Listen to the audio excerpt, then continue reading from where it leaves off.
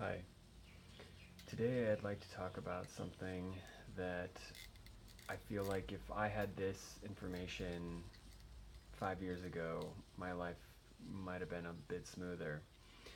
So the topic is that it doesn't have to hurt, and yet it seems to always be the case. So this is really this is really all about the process of becoming healthy and how it can be kind of an ugly, messy thing. So I'd like to talk about the specific things that I went through on the social, physical, emotional, energetic levels in my process. And in no way am I claiming to be enlightened or complete, but just to basically describe what I've experienced up to this point. So the first thing is the social aspect. Um, you will typically develop a sense of isolation, and it's not a bad thing.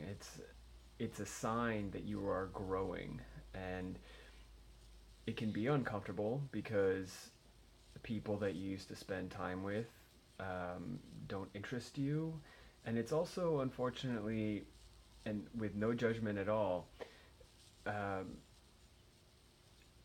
that a lot of the people will want you to stay who you are because it's comfortable for them. And so the process of healing yourself and growing out of old patterns typically necessitates leaving friends. It doesn't mean you don't care about them. It doesn't mean you don't love them, that you don't want them to have a long and prosperous life. What it means is that you no longer resonate with certain people, and that's okay. So, going through a period of isolation, feeling very sensitive as you're developing awareness in general, but then also feeling isolated from um, previous social circles as you're growing into a new space.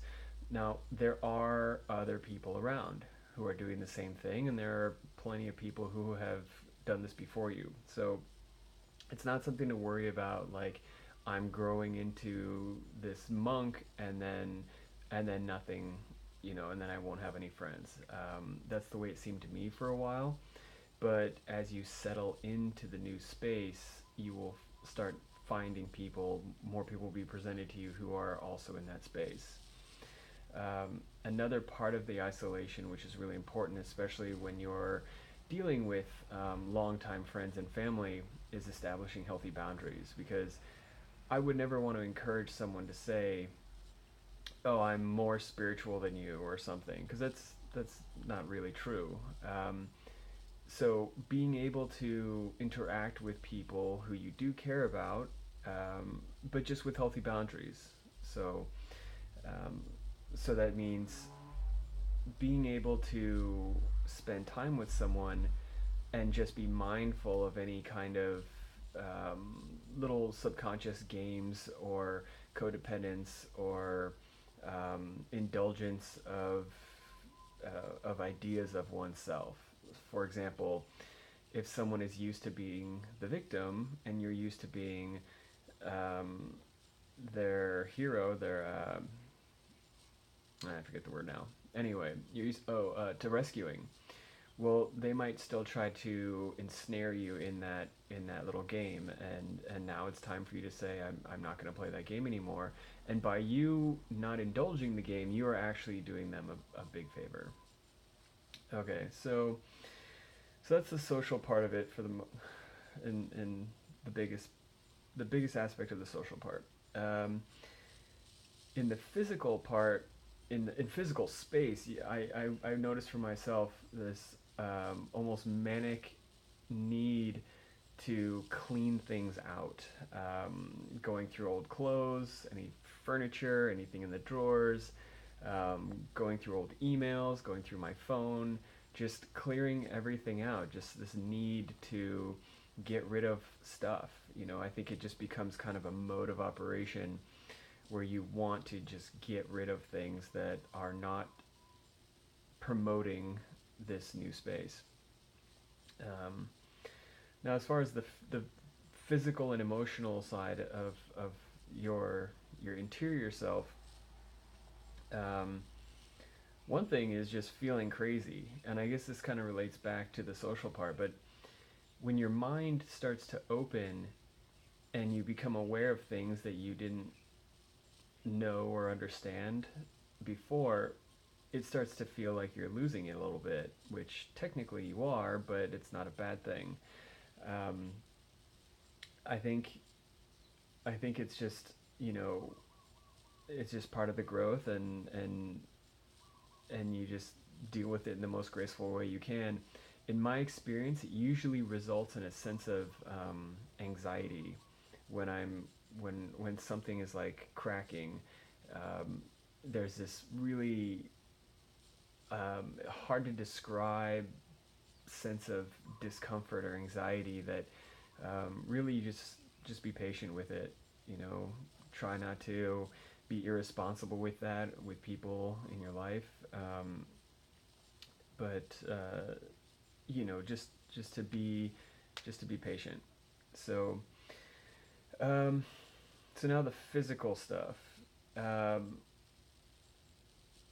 the mind is not separate from the body. It's all connected, obviously. I mean, so when I say that the mind is cracking, opening up to higher states of awareness, to be more accurate, your system is shifting into higher states of awareness, which includes your mind, your body, your emotional sense, all that stuff.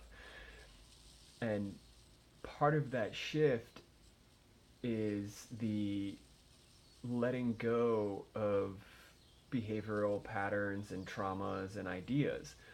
Well, and I'll talk about this in another video, but the body stores all this information. And so in the process of growing out of this place, the releasing of this information can manifest as physical sensations. So you might feel acute pains in different places. Your joints could get achy, fatigue, um, shooting pains are common, numbness. You know, it's a lot of stuff that, you know, well, in my experience, it's typically not a chronic experience. It's more like a sharp, like shooting or pointed pain.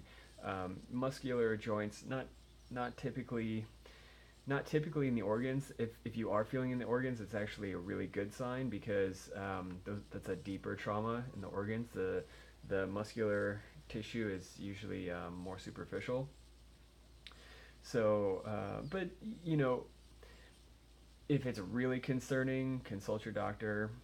But for the most part, a lot of that stuff is just energy that's been trapped, that's now being discharged, and it provokes a sensation. And there's not really much more to it than that. So, again, it's just something that if you know that it's going on, then you just breathe with it and let it happen, and it'll go away. It always does. Um, but sometimes along those lines, like the pain can get more intense, or the emotional disturbance can be high enough, you might feel nauseous. Um, then again, you know, there's nothing to be done but just sit with it and don't try to avoid it. If you, oh, that's important. If you resist the process, you only make it longer. Um, and and in the big picture of all of this, you know, the way I'm describing it might sound like, ah, shit, I don't want to go through that. Well, unfortunately for you, me, and everybody else, you will go through it. It's just a matter of when and how long it takes. There is no avoiding this process. Um, it's just, you know, do you want to accept what's happening, or are you going to fight against it? But it's happening. So um, that's the main reason I'm putting this content out, is because um, the more you know about what will happen, the easier I believe it can be. Another thing that a lot of people talk about that I think there's also, other people talk about it as their experience, and then other people try to explain it, is the ringing in the ears. Um, it's not tinnitus. It is a frequency match to information that is ambient in the environment, as well as with other beings that communicate on other frequencies that we are not accustomed to. So the ringing, it's generally quiet, it's intermittent, but it can be loud, it can be piercing, depending on your level of sensitivity. And it's really just something to tune into. It's what I would say as like when you're on when you receive a phone call, you just hear a ringing, and when the communication connection is established, then the information comes through. It's not like when someone calls you, the ringing is the phone call. It's just the notification of the phone call. So so when you hear the ringing, it's again not something to get upset about. It's not something to try to fight or to suppress. It's really a call to listen. Literally, it's a call to listen. So when it happens, just, oh, okay, someone wants my attention. Who is it? You know, and you can say, not interested, just like with your cell phone, not interested. That's your right. So there's that. One of the most troubling things for me was the sleep. Ugh, I just, my sleep has just been off for a while. And, I feel like I've gone pretty hard at my process, harder than most, and yet it's still been years. So, again, not to scare anyone away from this, but my sleep's been off for a couple years, meaning I could sleep 8 hours at night and then maybe nap twice in the day. And then just recently, we'll sleep um, 2 hours, wake up for an hour, sleep another 2 hours, and then that's all I sleep, and then till the next day. And it's just all this weird stuff. I don't know, getting downloads, hormonal rebalancing, organs doing whatever. I don't know, but for all the people that I've talked to and in my own experience, there's nothing to be done about it. Don't try to fix it with coffee or sleeping pills. You're just gonna make it worse. It's just something, again, accept it. This is the way it is. This is how your body is adjusting, and it'll end eventually. Um, and let's see. So having said all that, all this weird stuff that happens, it might feel initially that you're falling apart, that something is going wrong. But the way I like to describe it is, if you imagine you have like a splinter or something stuck in your skin, and when the splinter goes in there, um, you have to, well, the skin will grow over it a little bit if you don't get it out immediately. And so what happens is that in the process of extracting that splinter, you have to cut the skin, and then open it, pull the splinter out, and then it heals back over. Now, for someone to take snapshots of this, if they say before the operation, they see, okay, there's just this tiny little bump, nothing to worry about. And then they take another snapshot in the middle of the process, they see some blood, the skin is open, and tools. Like, oh shit, that's scary. And then when it's all done, now you see some nice smooth skin, maybe a small scar, I don't know. So that's the important thing to keep in mind, is that the process of healing can look, if you just look at a small piece of it, it can look like a mess. And it kind of is, but it's also, that's just the way it is. It's a necessary component of the whole process. So try not to get too distracted by it. Don't worry, anxiety. It doesn't help. just the more you can relax and just allow the process to occur is the best. So I hope this helps anybody who's struggling with this process of their mind opening up, their body, their whole system, their field opening.